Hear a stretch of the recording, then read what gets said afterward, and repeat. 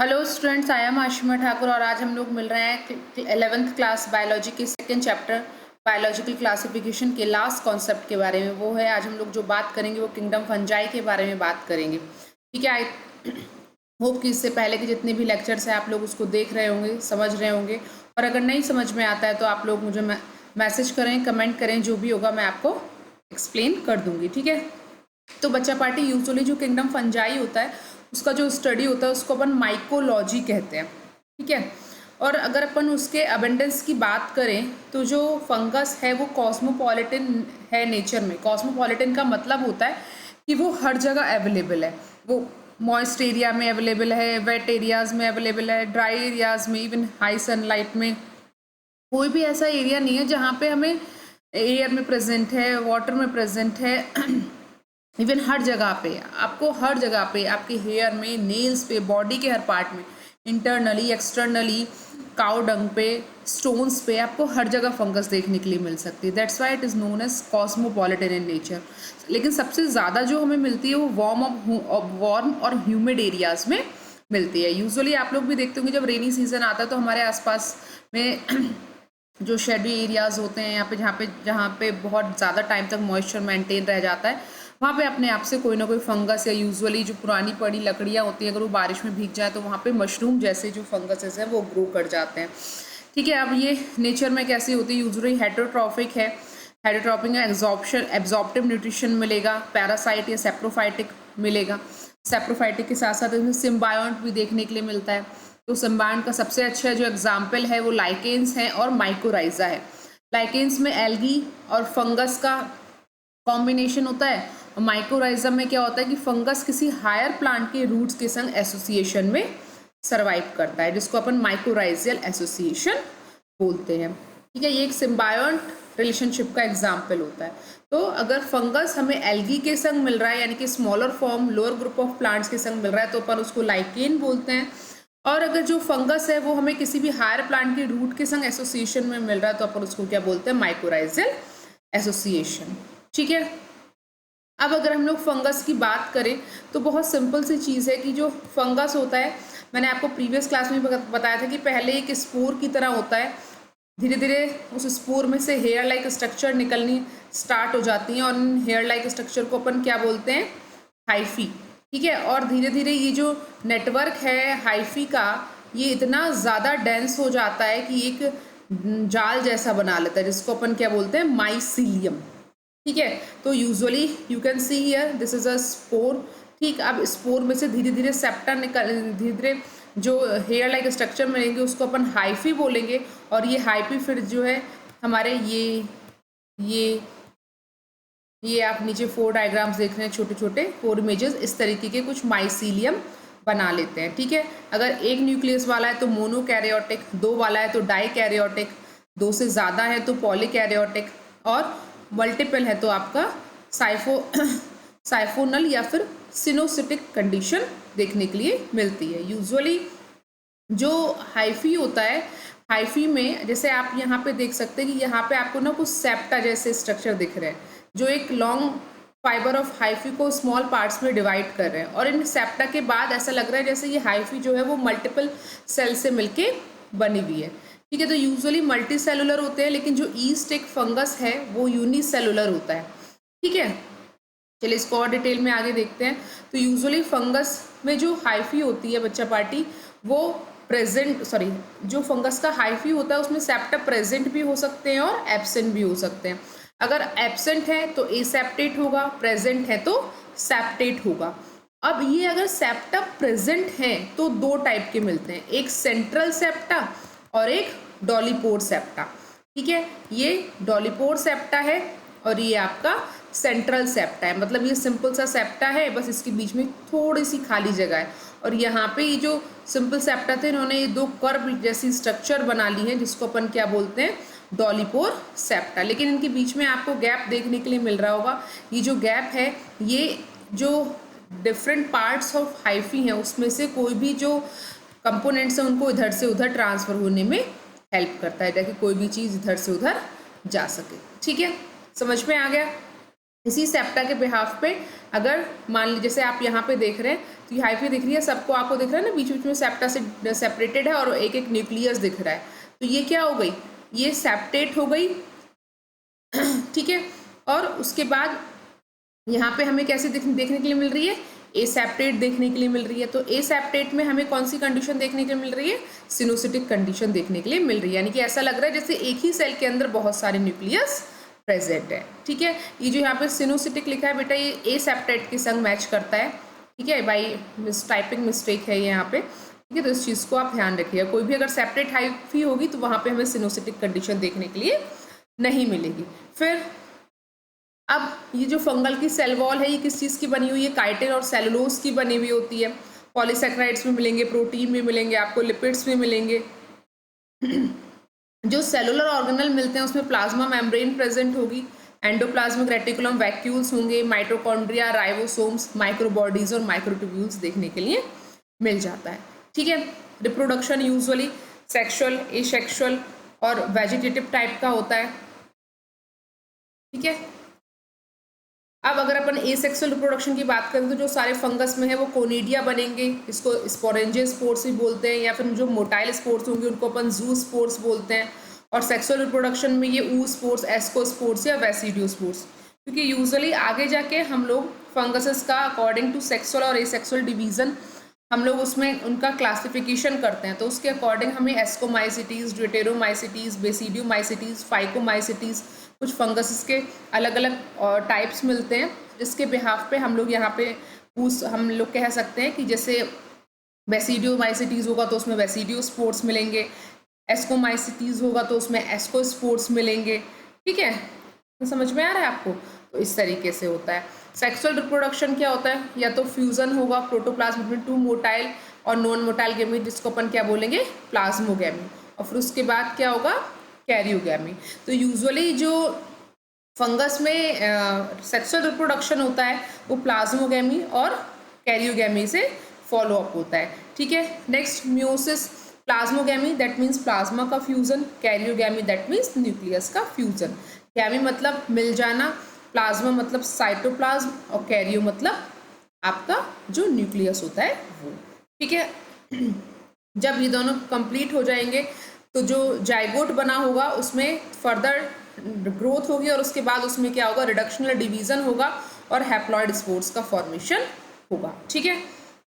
Reproduction में usually क्या होता है कि जो कंपैटिबल हाइफी होती हैं वो एक दूसरे के पास में आके फ्यूज हो जाते हैं, यानी कि पहले प्लाज्मल गैमी होगा, प्लाज्मा एक दूसरे फ्यूज होगा, उसके बाद जो उनका न्यूक्लियस होगा वो आपस में फ्यूज हो जाएगा, और ये जो फ्यूज न्यूक्लियस है ये डाइकैरियन स्ट्रक्चर बनाता है, और इस फेज को अपन क्या बोलते हैं, डाइकैरियो फेज। कैरियो मतलब न्यूक्लियस, डाई मतलब दो, ठीक है। तो यानी कि जब दो न्यूक्लियस एक साथ आते हैं तो उस स्ट्रक्चर को डाइकैरियन बोलते हैं, और उस स्टेज को क्या बोलते हैं अपन, डाइकैरियो फेज, ठीक है। अब यहाँ पे देखिए, अगर हम लोग फंगस को डिवाइड करेंगे तो हम सेक्सुअल रिप्रोडक्शन आइडेंटिफाइड और नॉट आइडेंटिफाइड के हिसाब से हम लोग 2 पार्ट्स में डिवाइड कर सकते हैं। एक है हम लोगों का जो सेक्सुअल रिप्रोडक्शन नॉट आइडेंटिफाइड है, और एक जिसमें सेक्सुअल रिप्रोडक्शन आइडेंटिफाइड है। जो जिसमें हमें सेक्सुअल रिप्रोडक्शन आज तक नहीं मिला वो स्पीशीज़ के आपकी ड्यूटेरोमाइसिटीज़ है। अब यूजुअली ड्यूटेरोमाइसिटीज़ में पहले वो ग्रुप्स जिसमें हमें सेक्सुअल रिप्रोडक्शन मिलता गया तो उनको ड्यूटेरोमाइसिटीज़ से हटा के उनको अलग अलग जो फाइलम्स थे उसमें रख दिया, जैसे फाइकोमाइसिटीज़, जाइगोमाइसिटीज़, एस्को या वेसिडियोमाइसिटीज़ में रख दिया। इनके एग्जाम्पल्स दिए हुए हैं जिसको आप ध्यान से देख लेंगे। इस फ्लो चार्ट को बना के आप कहीं भी अपने घर में लगा लेंगे सो दैट कि आप इजीली उसको याद कर पाएँ और समझ पाएँ, ठीक है। अब जो हमारा फर्स्ट है वो है हम लोगों का फाइकोमाइसिटीज़, ठीक है। ये ए सेप्ट, अब देखो इसकी प्रॉपर्टीज़ क्या है बच्चा पार्टी, सिंपल सा ए सेप्टेट है, सिनोसिटिक हाइफी है, हाइफी नहीं है, सॉरी हाइफी में आपके सेपरेशन नहीं है, सेप्टा नहीं है, तो क्या होगा, सिनोसिटिक कंडीशन मिलेगी, लगेगा कि एक ही सेल में बहुत सारे न्यूक्लियस हैं। यूजुअली अगर हम लोग फाइकोमाइसिटीज़ को देखेंगे तो इसको भी अपन 2 पार्ट्स में डिवाइड कर सकते हैं, एक आपका ओमाइसिटीज़ और जाइगोमाइसिटीज़, ठीक है। जाइगोमाइसिटीज़ को कॉन्जुगेशन फंजाई भी बोलते हैं, ये आप लोग याद रखेंगे, ऑब्जेक्टिव क्वेश्चंस में पूछा जाता है, ठीक है। इनका जो माइसीलियम होगा वो सिनोसिटिक होगा, मल्टीन्यूक्लिएट एसेप्टेट, ये चीज़ मैं आपको पहले ही बता चुकी हूँ। जो सेल वॉल बना होगा वो सेलुलोज और काइटिन का बना होगा, और यूजुअली जो एसेक्सुअल रिप्रोडक्शन हो रहा होगा उसमें स्पोर्स का फॉर्मेशन होगा, और वो स्पोर्स जो है स्पोरेंजिया के अंदर होंगे, ठीक है। अब स्पोर्स भी दो टाइप से बनते हैं। अगर एक्वेटिक कंडीशन में बन रहे हैं तो फ्लैजिलेटेड जू स्पोर्स यानी कि मोटाइल स्पोर्स बनेंगे, और अगर टेरेस्ट्रियल रीजन में बन रहे हैं तो कौन से बनेंगे, कोनिडियो स्पोर्स बनेंगे, ठीक है। और जब कोनिडिया स्पोर्स बनते हैं तो उस टाइम अपन जो स्पोरेंजिया होता है उसको कोनिडियो स्पोरेंजिया भी बोल सकते हैं, ठीक है। फिर है सेक्सुअल रिप्रोडक्शन कैसे होता है फाइकोमाइसिटीज में, ये गैमेटेंजियल कॉन्टेक्ट से होगा या कॉन्जुगेशन से होगा, और एज ए रिजल्ट फिर क्या बनेंगे, आपके जाइगोस्पोर्स बनेंगे। समझ में आया? जैसे मैंने आपको जो कॉमन फीचर्स थे फंगस के उसमें बताया था ना, दो कंपेटेबल हाइफी एक दूसरे के नियर बाई आती हैं, और उसके बाद फिर क्या होता है, उसमें कॉन्जुगेशन होता है। अब अगर अपन जाइगो स्पोर्स जो बन रहे हैं आफ्टर फ्यूजन उसमें देखें तो वो आइसोगैमस, एनाइसोगैमस और ऊगैमस टाइप के हो सकते हैं, ठीक है। जो फाइकोमाइसिटीज के कुछ एग्जाम्पल्स हैं वो क्या करते हैं, डिजीज कॉज करते हैं, ठीक है। फॉर एग्जाम्पल आपका जो लेट ब्लाइट ऑफ पोटैटो है वो फाइटोप्थेरा इन्फेस्टेंस नेम्ड जो फाइकोमाइसिटीज स्पीशीज है फंगस की उससे होता है, ठीक है। फिर एल्बोगो कैंडिडा वाइट रस्ट कॉज करेगा, ये एग्जाम्स के लिए बहुत इंपॉर्टेंट है बच्चों, इसको आप लोग क्या करेंगे, कहीं पे भी नोट डाउन कर लेंगे, ठीक है। फिर एक जो फाइकोमाइसिटीज की स्पीशीज है पाइथियम डेवारियनम, वो क्या कॉज करेगा, जो स्टेम्स होती हैं उनको जल्दी जल्दी गिरा देगा, ठीक है। फिर स्क्लेरोस्पोरा ग्रामिनियोकोला क्या करेगा, डाउनी मिलोन सेरल्स यानी कि जो सेरल्स जो क्रॉप होती है, जितनी भी सेरल्स क्रॉप है उनको ये हार्म करता है। फिर यूजुअली अगर हम लोग ऐसे फंगसेस की बात करें जो काउ डंग पे ग्रो कर रहा है तो वो डंग मोल्ड्स को अपन क्या बोलते हैं, पाइलोबोलस क्रिस्टलाइनस, ठीक है, इसको आप लोग याद रखेंगे। फिर अगर अपन जो ब्रेड पे ब्रेड मोल्ड्स होते हैं ब्लैक कलर के, तो उस फंगस की बात करते हैं वो क्या है, राइजोपस और म्यूकर, और वो ब्रेड को क्या कर देते हैं, बेकार कर देते हैं। फिर जो नेक्स्ट फंगस का ग्रुप है वो अपन का है एस्कोमाइसिटीज, इसको सेक फंजाई भी बोलते हैं, ठीक है। इसकी भी क्या प्रॉपर्टी है, मल्टी सेलुलर है, ठीक। और इसका जो एग्जाम्पल है वो पेनिसिलियम है जो मल्टी सेलुलर होगा, लेकिन अगर इसमें रेयर वाला एग्जाम्पल देखें जो यूनिसेलुलर होता है तो उसका एग्जाम्पल सबसे अच्छा है ईस्ट, ओके। नेचर में कैसी होती हैं, सैप्रोट्रॉफिक होंगी, डिकम्पोजर्स, कैप्रोफिलस और पैरासिटिक, ठीक है। देन सेप्टेट माइसीलियम, ठीक है, सेप्टेट माइसीलियम जैसे ऊपर में लिखा था मल्टी सेलुलर, ठीक, तो मल्टी सेलुलर इसलिए है क्योंकि इसमें छोटे छोटे सेप्टा मिल रहे हैं जो एक सेल से बहुत सारी सेल्स को, जो एक बड़ी सेल में छोटे छोटे बहुत सारे सेल्स का डिफ्रेंशिएशन कर दे रहे हैं, जिससे हमें मल्टीपल सेल देखने के लिए मिल रहे हैं। अब अगर सेप्टा प्रेजेंट है तो हमें कभी भी सिनोसिटिक कंडीशन नहीं मिलेगी, हमें सिर्फ कौन सी कंडीशन देखने के लिए मिलेगी, यूनिन्यूक्लिएट कंडीशन देखने के लिए मिलेगी। सेल वॉल किसकी बनी है, काइटिन और फंगल सेलुलोज की, ठीक है।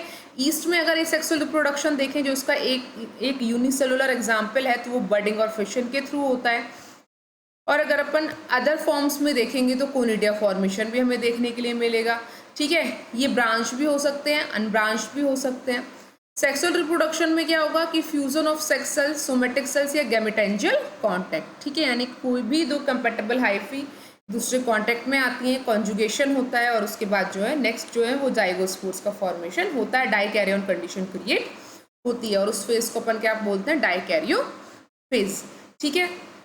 Fertilization occurred by karyogamy then plasmogamy, first nucleus का फ्यूजन देन साइटोप्लाज्म का फ्यूजन। एग्जाम्पल्स क्या होंगे, yeast used in brewing industry यानी कि जो बेवरेजेस होते हैं, फिर बेकिंग इंडस्ट्री में यूज़ होता है, विटामिन, बहुत सारे फूड में ऐसे विटामिन यूज़ किया जाता है।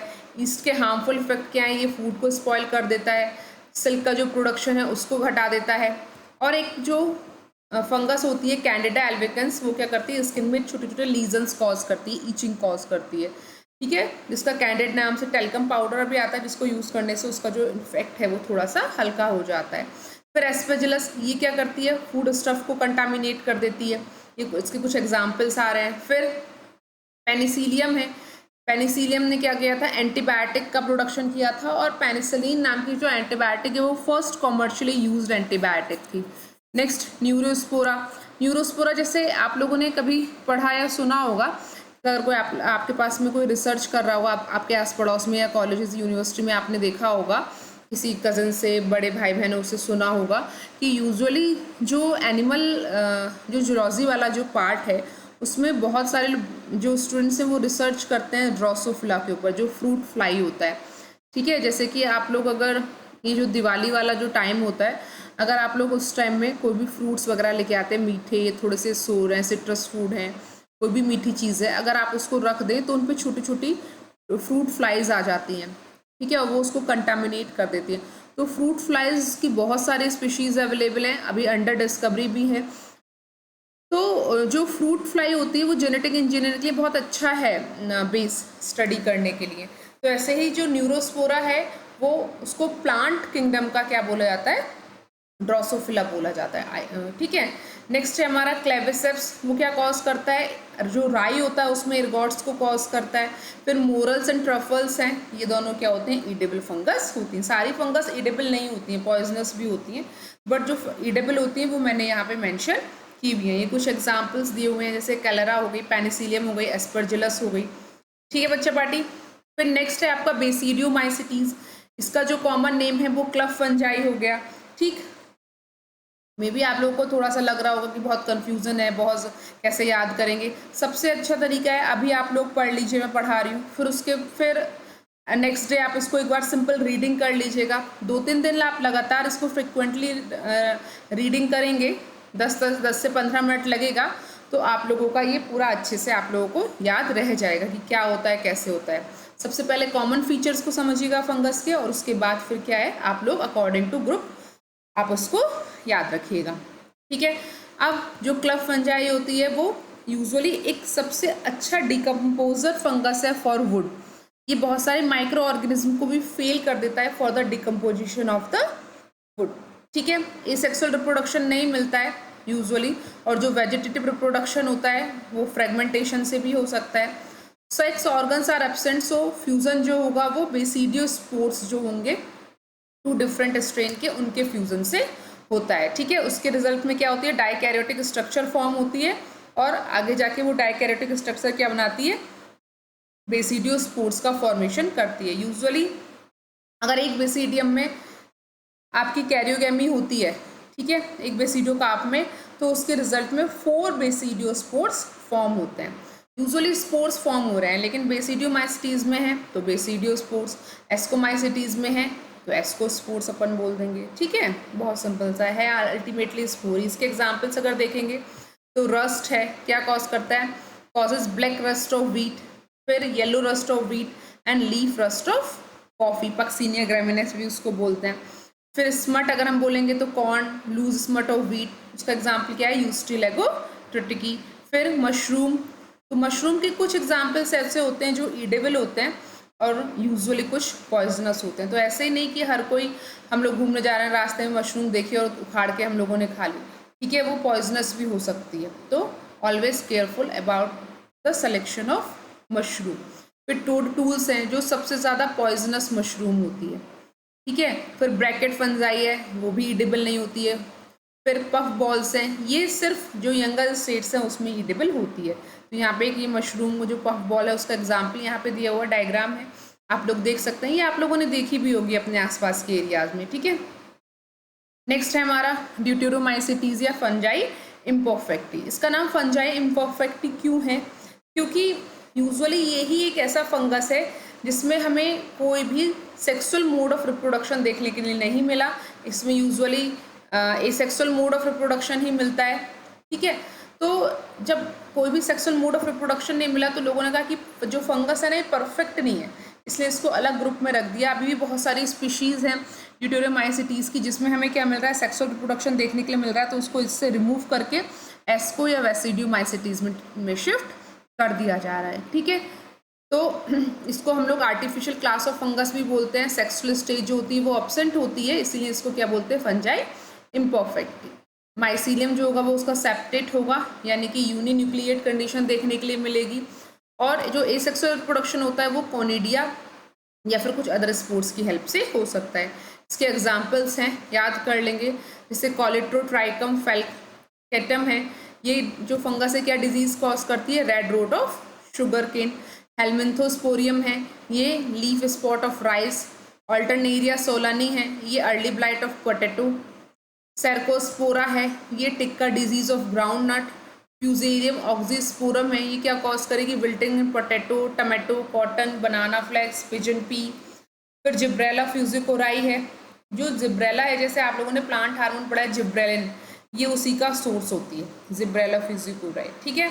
और ये प्लांट के ग्रोथ के लिए बहुत ज़्यादा यूज़फुल होती है, इसीलिए जो बहुत सारे जो एग्रीकल्चर में लोग यूज़ करते हैं, जो लोग प्लांट की, जैसे जो बहुत बड़े बड़े छोटे बहुत बड़े उनकी फ्रूट्स के वो होते हैं ना बाग, तो जो लोग फ्रूट्स का गार्डन रखते हैं यूजुअली वो लोग आर्टिफिशियल हार्मोन्स का भी यूज़ करते हैं और या फिर नेचुरल हार्मोन्स का भी यूज़ करते हैं। और ये जो जिब्रेलिन एक हार्मोन होता है, ग्रोथ हार्मोन, ये आर्टिफिशियल भी लोग इसको यूज़ करेंगे, और अगर नेचुरल है तो इसका जो सोर्स है वो क्या है, जिब्रेला फ्यूजिकोराई फंगस, ठीक है, जो एक इम्परफेक्ट फंजाई है।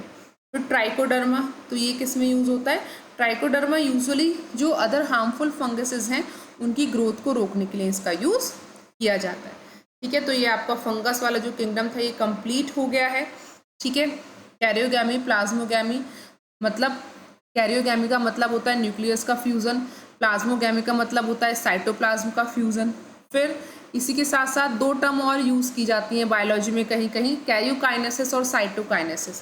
कैरियोकाइनेसिस का मतलब होता है न्यूक्लियस का डिवीज़न, साइटोकाइनेसिस का मतलब होता है साइटोप्लाज्म का डिवीज़न। तो यहाँ पे कैरियोकाइनेसिस या साइटोकाइनेसिस देखने के लिए नहीं मिलती है, यहाँ पे कैरियोगैमी यानी कि फ्यूज़न ऑफ न्यूक्लियस और आपका प्लाज्मोगैमी यानी कि फ्यूज़न ऑफ साइटोप्लाज्म या प्रोटोप्लाज्म देखने के लिए मिलता है, जो एक सेक्सुअल रिप्रोडक्शन का पार्ट होता है, ठीक है। तो आई थिंक आपको ये समझ में आया होगा। Please like and subscribe my channel और इस तरीके से देखते रहिए और कमेंट भी करते रहिए ताकि मुझे पता लगता रहे कि आप लोग को समझ में आ रहा है या नहीं आ रहा है, ठीक है। तो आज की क्लास यहीं ब्रेक करते हैं, तब तक के लिए टाटा बाय बाय।